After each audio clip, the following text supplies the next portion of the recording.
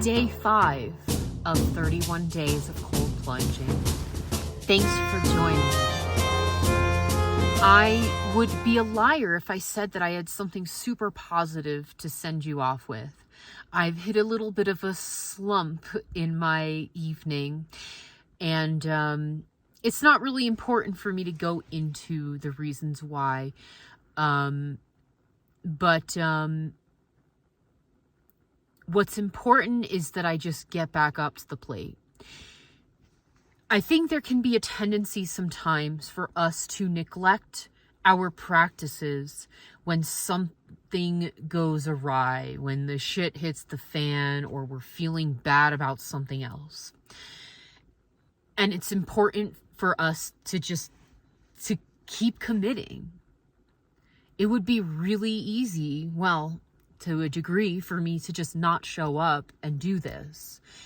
The sun is setting. This is only a 2-minute practice apart from the breath work. I'll hold myself to the experiment that, well, let's see. Is it going to change my mood a little bit?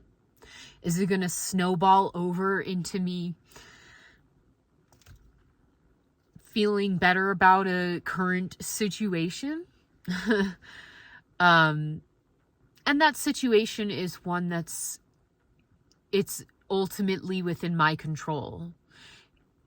I have the power to change it and work with it. It's not something that's outside of myself, which is actually a great thing for empowerment. Allow me to quote the serenity prayer. God, grant me the serenity to accept the things I cannot change, the courage to change the things I can, and the wisdom to know the difference. It's a great prayer, isn't it, when you really think of it? It's a prayer that helps with healthy non-attachment. I see where some attachment that I am going through is causing me some stress. It's causing me some self-doubt. And there's only so much I can change right now. Rome wasn't built in a day. Our cultivation of a new thing doesn't just happen all at once. There's going to be slip-ups, learning lessons along the way. But anyway, without further ado, I'm going to get into some breath work here. And then I'm going to jump into that very cold creek and plunge myself for 2 minutes. Wish me luck. I'm rooting myself on here.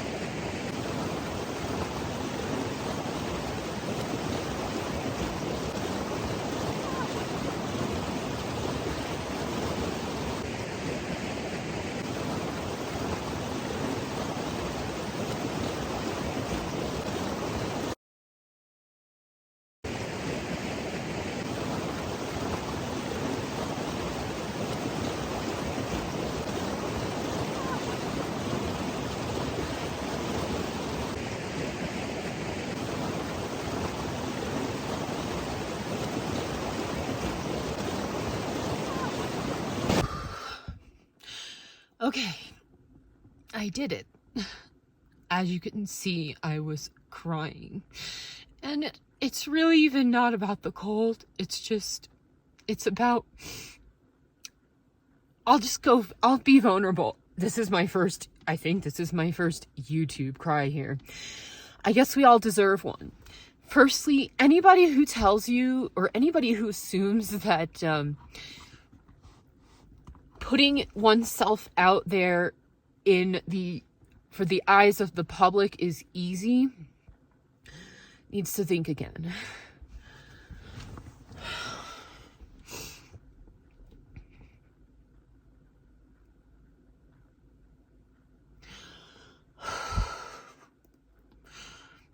I actually have a public speaking background. I did it for many years. It was great. And I love speaking in front of people because I don't know what it is. Even though I was so shy as a young girl, like terribly shy, I would I got on a stage and I became someone else. I just let go fully. And I love to speak and perform and act.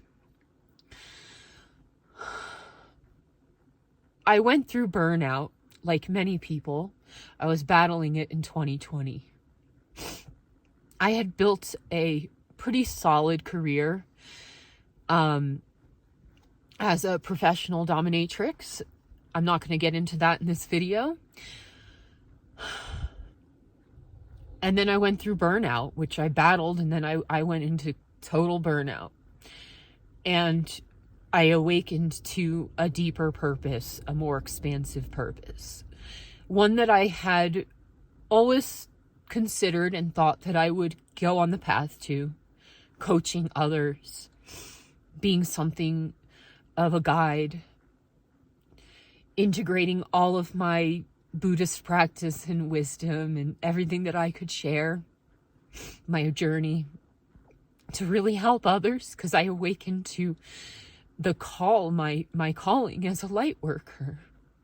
And with that came me giving up a lot of things that I used to do for business that no longer were in alignment. And this is not out of shame. This is about a choice to align with something greater. I know I have healed and helped heal many men, mostly men who see me. I've seen their most vulnerable moments. I've been the giver of those moments. They have professionally employed me to do that. It's a very unique job, very unique profession, and a very misunderstood one. I'm still not fully retired. I thought I could leave town like a Buddha in the night, as it's called, and just leave it all behind. But it doesn't work like that for some of us. For some of us, we still have to go into that job or continue in a career that we keep trying to shapeshift a bit to suit the higher purpose. But at the end of the day, I broke the mold. And I'm breaking through that mold where BDSM, conscious kink, sacred sexuality, it's powerful. It's transformative if we choose to do it in a wholesome and skillful way. People don't know about this. It can be done just as well as Tantra. Though many on the spiritual path like to only esteem Tantra and like to put down BDSM, and that's BS. Anyway, I met many people along my journey, and I changed. I changed over from 2020 till now. And it's taking me a very long time to cultivate this new business, this new brand, because there's just so much. And I'm not a linear person, if you can't tell already. I'm not. And to compose speeches that are effective often entails being a linear speaker so that everyone can understand, hopefully. I didn't expect to talk about this, really. But I can imagine, I think of Wim Hof, who did this. cold plunging every day after his wife died. You know, she died by suicide. And I think, I have no idea really about this part of his story, but I can only imagine that he went through so much self-blame and all kinds of things. And now you see this extremely happy, enthusiastic man who gets high on his own supply and can share it with others even. He is obviously such an inspiration for us.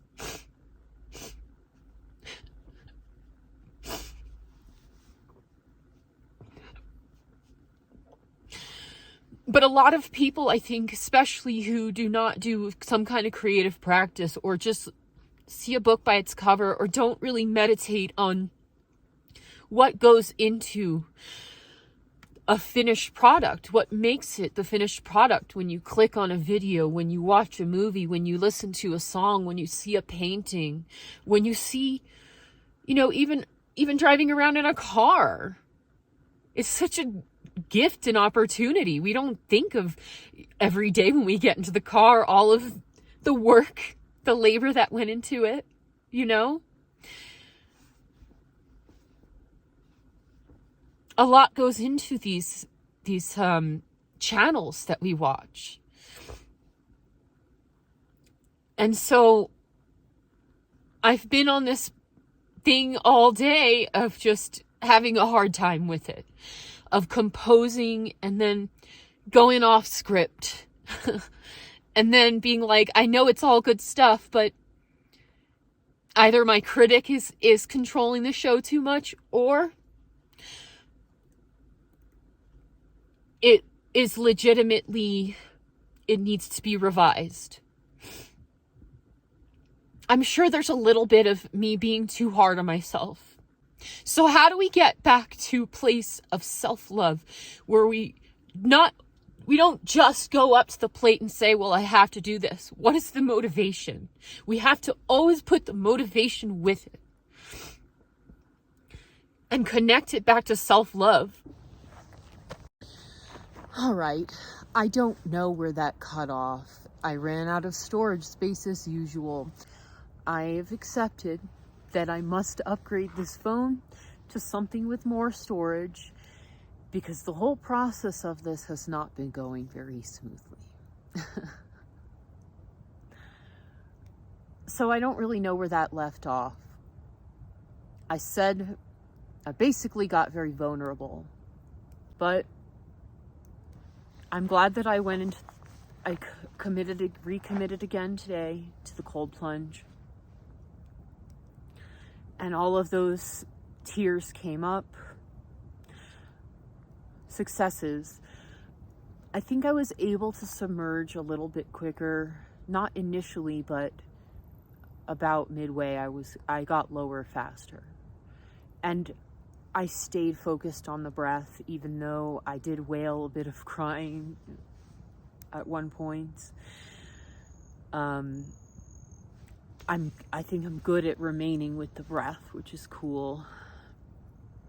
The breath work, I need a little bit more work on. After all of that, and today, I was like, I'm going to make a big fuck off fire. And here we are. I think at some point I will film the whole process of making a fire. It was so empowering and just wondrous when I made my first fire alone. And every single fire after that has been incredible.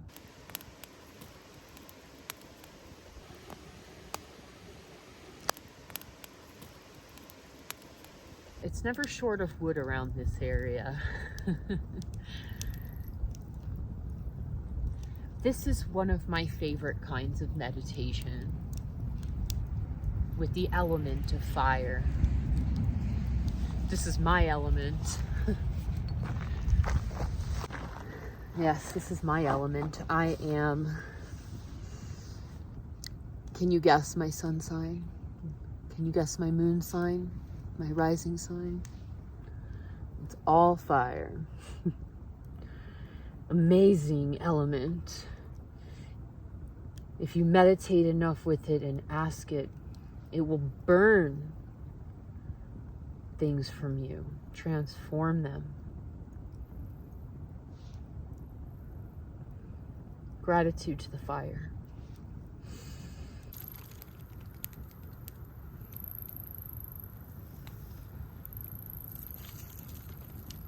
O fire, thou primordial element, who both create and destroy.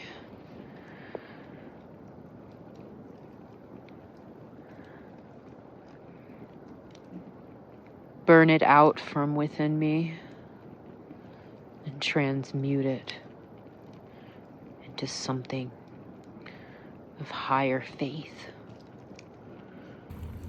I long for such fortitude.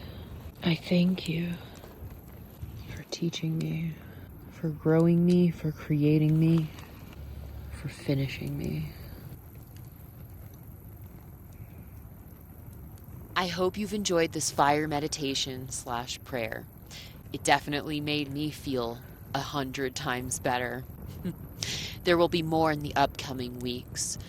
Like this video, subscribe, and I'll see you tomorrow in day 6. Mwah.